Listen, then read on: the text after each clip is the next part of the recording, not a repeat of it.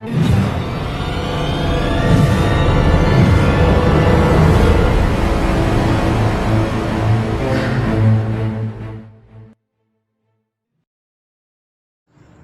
अब तक हमने बात करी इंस्ट्रूमेंटेशन की, यानी कि इंस्ट्रूमेंट की, कि यूवी स्पेक्ट्रा में इंस्ट्रूमेंट जो है वो किस तरीके से काम करता है। ठीक है, लास्ट में हमें किस तरीके से वो ग्राफ देता है। और अब हम बात करते हैं ग्राफ की। ठीक है, तो ग्राफ को समझाने के लिए मैं एक एग्जांपल ही ले लेता हूँ, एग्जांपल से ग्राफ समझाता हूँ। ठीक है, यहाँ पर जो लिखते हैं वो लैम्बडा होता है 200 नैनोमीटर, 250 नैनोमीटर, 300, 350 और 400। ठीक है, और एक एक्स एक्सिस पे हम सॉरी जो भी है वाई एक्सिस मान लो एक्स एक्सिस, उस पर हम एब्जॉर्प्शन ले लेते हैं। ठीक है, नीचे तो हमने यूवी स्पेक्ट्रा की वेवलेंथ ले ली, कौन सी वेवलेंथ की जो उसने है मॉलिक्यूल ने एब्जॉर्ब करी है, और हाइट पे हम एब्जॉर्प्शन ले लेते हैं। ठीक है, और जो स्पेक्ट्रा है वो हमें किस तरीके से दिखाई देता है, यूवी स्पेक्ट्रोस्कोप, ये कुछ इस तरीके से ग्राफ ऑब्टेन होता है। ठीक है, और सपोज ये 324, ये जो ग्राफ है ये मैंने बनाया है विटामिन ए का। ठीक है, विटामिन ए जो मॉलिक्यूल है उसका एब्जॉर्प्शन जो है वो 324 पर देखने को मिलता है। ठीक है, अब पहली बात तो ये कि जैसे आप ग्राफ देख रहे हो तो ये ग्राफ कुछ 200 से 250 के बीच में स्टार्ट हो रहा है और 350 से 400 के बीच में ख़त्म हो रहा है, और जो इसकी मैक्सिमम हाइट है वो 324 नैनोमीटर के आसपास है।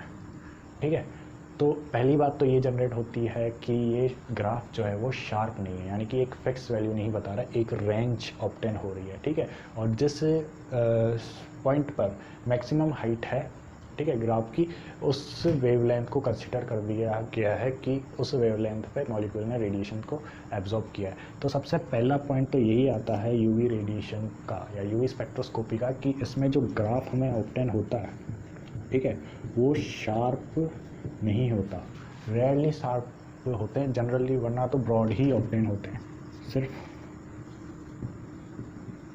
ठीक है, ब्रॉड ही ग्राफ ऑब्टेन होते हैं। ठीक है, पहली पॉइंट तो ये होगी, इसमें शार्प जो ग्राफ है वो ऑब्टेंस नहीं होते। तो हमें शार्प क्यों नहीं ऑब्टेन होते ग्राफ, इसका रीज़न क्या है? तो इसका जो रीज़न है वो है इलेक्ट्रॉनिक ट्रांजिशन। इलेक्ट्रॉनिक ट्रांजिशन की वजह से क्यों? अब इलेक्ट्रॉनिक ट्रांजिशन की वजह से क्यों? तो आपने कुछ वाइब्रेशनल एनर्जी लेवल्स तो पढ़ लिए, लेकिन आप ये भी जानते होंगे कि एनर्जी लेवल्स के बीच में वाइब्रेशनल लेवल्स और रोटेशनल लेवल भी प्रेजेंट होते हैं। ठीक है, जैसे ठीक है, ये एनर्जी लेवल है। ठीक है, जो हम जनरली कुछ न्यू बना रहे थे ना, वही एनर्जी लेवल है। मैंने इस तरीके से क्यों बनाया? क्योंकि इन्हीं एनर्जी लेवल के बीच में, ठीक है, इन्हीं एनर्जी लेवल के बीच में वाइब्रेशन लेवल भी प्रेजेंट होते हैं।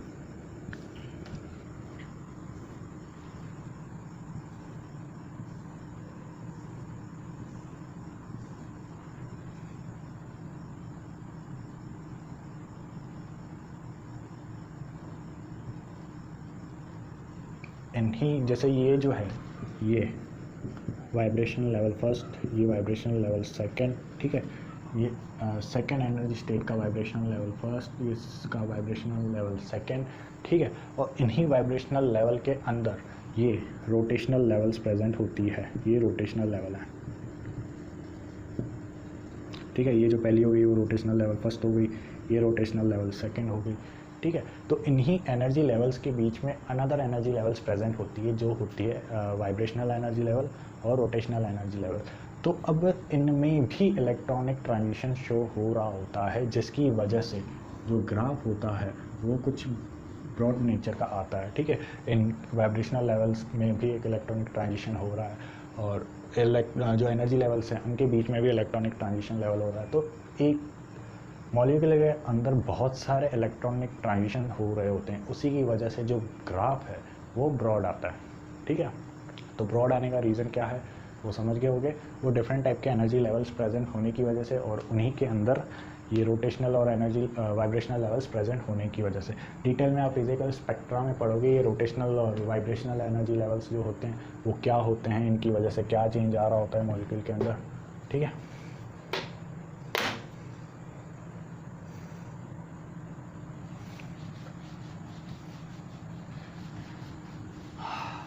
अब जो नेक्स्ट टॉपिक है एब्जॉर्प्शन की, हम ग्राफ की बात कर रहे हैं तो एब्जॉर्प्शन की कंप्लीट एक नेक्स्ट जो टॉपिक है हमारा वो है एब्जॉर्प्शन लॉ। ठीक है, एब्जॉर्प्शन लॉ जो होते हैं उनमें जनरली जो लॉ है वो है बियट-लैम्बर्ट लॉ। ठीक है, बियट-लैम्बर्ट लॉ एब्जॉर्प्शन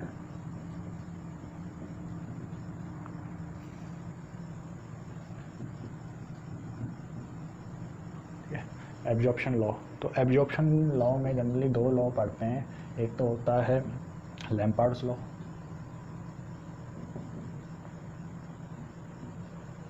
और सेकंड जो है वो है बियट्स लॉ। ठीक है, लैम्पर्ट्स लॉ और बियट्स लॉ। अब इनको पढ़ते हैं पहले डिटेल में। ठीक है, सबसे पहले लैम्पर्ट्स लॉ को डिस्कस कर लेते हैं, फिर उसके बाद बियट लॉ को डिस्कस कर लेंगे, फिर इनको कंबाइन करते हैं। ठीक है, एंड में जो रिज़ल्ट है हमारा वही काम का है। और जनरली इस लॉ को, बियट और लैम्पर्ट लॉ को हम केमिकल काइनेटिक्स में पढ़ते हैं, लेकिन एक बार फिर से यहाँ पर डिस्कस कर लेते हैं। ठीक है, तो स्टार्ट करते हैं लैम्पर्ट लॉ। तो लैम्पर्ट लॉ कहता क्या है, लैम्पर्ट साइंटिस्ट क्या कहता है कि एक सैंपल लिया है, ठीक है, सैंपल, और जब इसमें हम रेडिएशंस एमिट करते हैं, इलेक्ट्रोमैग्नेटिक रेडिएशंस को एमिट करते हैं, तो जो बाहर का मीडियम है, ठीक है, ये जो आउटर मीडियम है और जो ये सैंपल के अंदर का जो मीडियम है,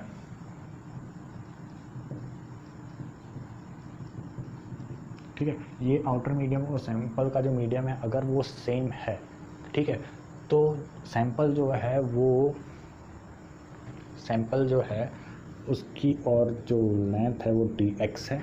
ठीक है, तो लैम्पर्ट साइंटिस्ट ये कहता है कि अगर सैंपल का मीडियम, सैंपल के अंदर का जो मीडियम है वो और जो आउटर मीडियम है अगर वो दोनों सेम है तो जो एब्जॉर्प्शन रेडिएशन होगी वो डायरेक्टली प्रोपोर्शनल होगी इंसिडेंट रेडिएशन के। ठीक है, -di/dx जो है वो डायरेक्टली प्रोपोर्शनल होगा इंसिडेंट रेडिएशन के। ठीक है, di क्या है यहाँ पे, जो सैंपल ने रेडिएशंस को एब्जॉर्ब किया है। ठीक है, तो यानी कि जैसे जैसे अगर सैंपल की लेंथ जो है वो बढ़ती जाएगी तो जो एब्जॉर्प्शन रेडिएशन है, ठीक है, जो एब्जॉर्ब अमाउंट है रेडिएशन का वो भी बढ़ता जाएगा। ठीक है, तो ये है लैम्पर्ट का लॉ। इसको अगर हम आगे सॉल्व करें तो पहले ये बता देता हूँ मैं क्या है यहाँ पर। आई जो है वो इंसिडेंट रेडिएशन है, ठीक है, और जो -di/dx है वो रेट ऑफ एब्जॉर्ब्ड रेडिएशन है, rate of absorb radiation bye sample की एब्जॉर्ब रेडिएशन है। ठीक है, अब इसको थोड़ा आगे डिटेल में देखते हैं। सपोज अगर इसको हम और सॉल्व करें, इस इक्वेशन को अगर हम आगे सॉल्व करें तो इसका मैं इंटीग्रेशन लूँ, dx है और ये i है और डायरेक्टली प्रोपोर्शनल ये है, तो इसको मैं, जो इसका प्रोपोर्शनलिटी कांस्टेंट है वो है k। ठीक है, k यहाँ पे प्रोपोर्शनलिटी कांस्टेंट है। ठीक है, या फिर एब्जॉर्प्शन कोफिशिएंट भी कह सकते हो। k जो है यहाँ पर प्रोपोर्शनलिटी कांस्टेंट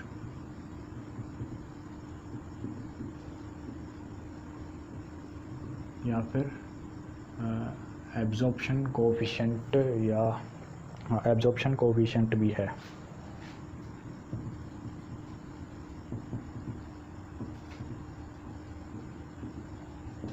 एब्जॉर्प्शन कोफिशिएंट है। ठीक है, तो इसको अगर हम इंटीग्रेशन लें di/i, इस i को यहाँ ले लेते हैं और k dx i0 से i, और इसको हम ले लेते हैं x0 से लेकर x की लेंथ x तक, जो सैंपल की लेंथ है। ठीक है, i0 यहाँ पर क्या है, i0 यहाँ पर जो i0 है वो है इंसिडेंट रेडिएशन, दिख रहा है क्या, चलो दिख रहा है, और I क्या है यहाँ पर, एमिटेड रेडिएशन। ये क्या है, एमिटेड रेडिएशन। तो ये हो गया। अब इसका अगर हम इंटीग्रेशन लेंगे तो ln i upon i naught आ जाएगा equals to k d x, ये हो जाएगा।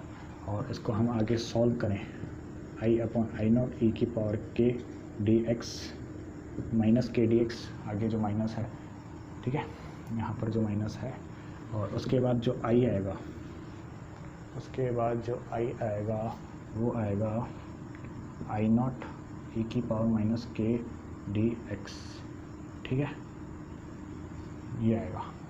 ठीक है, तो यहाँ पे ये जो है लैम्बर्ट्स लॉ है, और आई यहाँ पर इंसिडेंट, आई जो है एमिटेड रेडिएशन है, जो सैंपल से एब्जॉर्ब होने के बाद जो निकली है, ठीक है, जो सैंपल से होकर बाहर निकली है। और आई नॉट क्या है, इंसिडेंट रेडिएशन, जो हमने सैंपल पर एमिट करी है। ठीक है, तो ये हो गया अपना लैम्बर्ट्स लॉ। अब जो दूसरा लॉ है वो है बियर्स लॉ। बियर्स लॉ और लैम्बर्ट्स लॉ में कोई ख़ास फ़र्क नहीं है। यहाँ पर क्या लिया था हमने, एक सैंपल लिया था, ठीक है। बियर्स लॉ में भी हम सैंपल लेंगे, बस फ़र्क सिर्फ इतना सा है कि वहाँ पर हम एक सॉल्वेंट के अंदर सैंपल लेंगे, ठीक है। तो पूरा का पूरा लॉ सेम रहेगा, बस एक जो है कंसंट्रेशन की टर्म और ऐड हो जाएगी। कुछ नहीं, ये मिलकर पागल बना रहे हैं अपने को सारे के सारे। नेक्स्ट जो है वो है बियर्स लॉ, ठीक है, वही सैंपल है, ठीक है। अब की बार जो सैंपल लिया है वो एक सॉल्वेंट के अंदर लिया है, ठीक है। तो जाहिर सी बात है, अगर हमने सैंपल को सॉल्वेंट के अंदर लिया है तो उसकी कोई ना कोई कंसंट्रेशन होगी, ठीक है। अगर उसकी कोई कंसंट्रेशन है तो सेम वही लॉ होगा, minus D by D x, ठीक है। जो एब्जॉर्ब रेडिएशन है वो किसके प्रोपोर्शनल होगी, इंसिडेंट रेडिएशन के तो होगी ही होगी, साथ में कंसंट्रेशन के भी हो जाएगी। सी यहाँ पर क्या हो गया, कंसंट्रेशन, कंसंट्रेशन किसकी, सॉल्वेंट की, ठीक है, कंसंट्रेशन ऑफ सॉल्यूशन। तो सी यहाँ पर क्या है, कंसंट्रेशन ऑफ सॉल्यूशन, क्योंकि इस बार हमने जो सैंपल लिया है वो एक सॉल्वेंट के अंदर डिज़ोल्व कर लिया है, ठीक है। तो जो सी वैल्यू है वो कंसंट्रेशन होगी पूरे सॉल्यूशन की, सॉल्वेंट और सॉल्यूट, जो सैंपल हमने लिया वो सॉल्यूट हो गया, और जिस सॉल्वेंट में हमने ऐड किया है वो सॉल्वेंट हो गया, दोनों को मिक्स करके सॉल्यूशन बन गया, ठीक है। तो अब ये लॉ कुछ इस तरीके से हो जाएगा, ठीक है। और फिर इसको जब हम आगे सॉल्व करने चलेंगे, इसको हम जब आगे सॉल्व करेंगे तो सेम वही minus D by D X, जो प्रोपोर्शनलिटी कांस्टेंट होगा वो के होगा, आई होगा और सी होगा, ठीक है। कोई फ़र्क नहीं आएगा यहाँ पर, सेम सारी बातें वही की वही हो जाएगी। डी आई बाय, क्या बोलते हैं, D I by I upon K C और डी एक्स, ठीक है। और फिर इसको हम आगे सॉल्व करें, हाँ, माइनस डी आई बाय, तो इसका इंटीग्रेशन ले लेते हैं आई नॉट से आई, और इसका इंटीग्रेशन ले लेते हैं एक्स ज़ीरो से लेकर एक्स तक। तो जो आगे वाला इंटीग्रेशन होगा वो L N by I not, सही है। और उसके आगे जो होगा वो होगा के सी डी एक्स, सही है। और तो यहाँ से जो आई अपॉन आई नॉट के ई की पावर माइनस के सी डी एक्स, ये हो जाएगा, ठीक है, ये हो गया। और उसके बाद जो आई होगा वो आई नॉट ई की पावर माइनस के सी एक्स, ठीक है, ये हो जाएगा, ठीक है। ये x रहेगा यहाँ पर, ठीक है, क्योंकि डी एक्स की वैल्यू पुट करने के बाद तो x आ जाएगा, ठीक है। जो डी एक्स का इंटीग्रेशन हम करेंगे x ज़ीरो से लेकर x, तो इसका जो वैल्यू होगी वो x आएगी, ठीक है। और शायद मैंने इससे पहले लैम्बर्ट्स लॉ में भी मैंने i equals to i naught e की power minus k d x कर दिया है, ठीक है। तो उस डी एक्स को हटा के x कर देना, क्योंकि जो इंटीग्रेशन वैल्यू होगी वो इंटीग्रेशन वैल्यू पुट करने के बाद जो डी एक्स है वो x हो जाएगा, ठीक है। वो करना मैं भूल गया, तो आप लोग कर लेना, ठीक है। तो लैम्बर्ट लॉ भी ये होगा, करेक्शन कर लेना। और ये क्या हो गया, बियर्स लॉ, ठीक है, माइनस के सी एक्स, ठीक है, ये हो गया लैम्बर्ट लॉ और बियर्स लॉ, ठीक है। अब इन दोनों को जब हम कंबाइन करते हैं, इन दोनों लॉस को, तो जो रिज़ल्ट आता है वो रिज़ल्ट इम्पॉर्टेंट है, ठीक है। और उस रिज़ल्ट में से क्वेश्चन आ सकता है आपके नेट में, क्योंकि ये जो पार्ट है वो हम केमिकल काइनेटिक्स में भी पढ़ते हैं, सही है। और केमिकल काइनेटिक्स जो है काफ़ी इम्पोर्टेंट चैप्टर है आपका नेट के पॉइंट ऑफ व्यू से। तो जो इन दोनों after combining Lambert and bears law को कंबाइन करने के बाद जो हमारे पास इक्वेशन आती है वो आती है log I not upon I equals to ECl, ठीक है। ये एब्जॉर्प्शन के बराबर होता है A, ठीक है। अब ये रिज़ल्ट हमें मिलता है दोनों इक्वेशन को कंबाइन करने के बाद। अब यहाँ पर सारी चीज़ें हम जानते हैं, L जो है वो लेंथ ऑफ द सैंपल है, ठीक है, और path length of the sample कह लो। अब जो और A जो है वो एब्जॉर्प्शन है, ठीक है। एब्जॉर्प्शन जनरली यही कैलकुलेट करने के लिए पूछा जाता है आपके नेट के एग्जाम पे। और C जो है वो कंसंट्रेशन है सॉल्यूशन की, और ये पाथ लेंथ ऑफ सैंपल है, ठीक है। लॉग I नॉट अपॉन आई को तो आप जानते हो, I नॉट जो है वो इंसिडेंट रेडिएशन है, ठीक है। I जो है एमिटेड रेडिएशन है सैंपल से पास होने के बाद। ये E जो है ये आपके लिए नया वर्ड है, तो ये है मोलर एक्सटिंक्शन कोएफिशिएंट,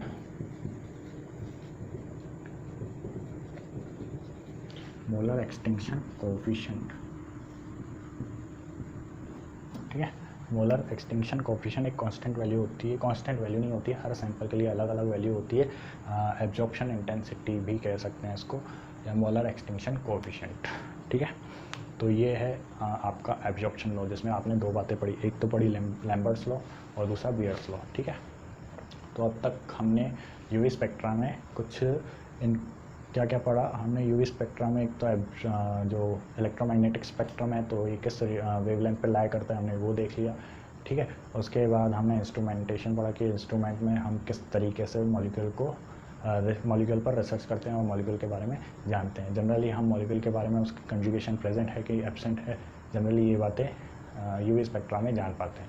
उसके बाद हमने जो ग्राफ है, जनरली ग्राफ जो होती है वो यूवी स्पेक्ट्रा के अंदर शार्प नहीं मिलती, ज़्यादातर हमें ब्रॉड ग्राफ ही ऑब्जर्व होते हैं। ब्रॉड ग्राफ ऑब्जर्व होने का रीज़न क्योंकि इलेक्ट्रॉनिक एनर्जी लेवल पर मॉलिक्यूल की एनर्जी लेवल में डिफरेंट एनर्जी लेवल्स भी प्रेजेंट होती है, अंदर रोटेशनल और वाइब्रेशनल एनर्जी लेवल्स भी प्रेजेंट होती है। उसके बाद हमने कुछ एब्जॉर्प्शन लॉ पढ़े, लैम्बर्ट्स लॉ और बियर्स लॉ, ठीक है। और दोनों के कॉम्बिनेशन के बाद हमें ये इक्वेशन ऑब्टेन होती है, log I not upon I equals to ECl, ठीक है। और वो किसके बराबर होती है? एब्जॉर्प्शन, जो रेडिएशन एब्जॉर्ब करी है मॉलिक्यूल ने, ठीक है, उसके बराबर होती है ये वैल्यू, ठीक है। तो ये इस इक्वेशन को ध्यान रखना, ठीक है। मिलते हैं।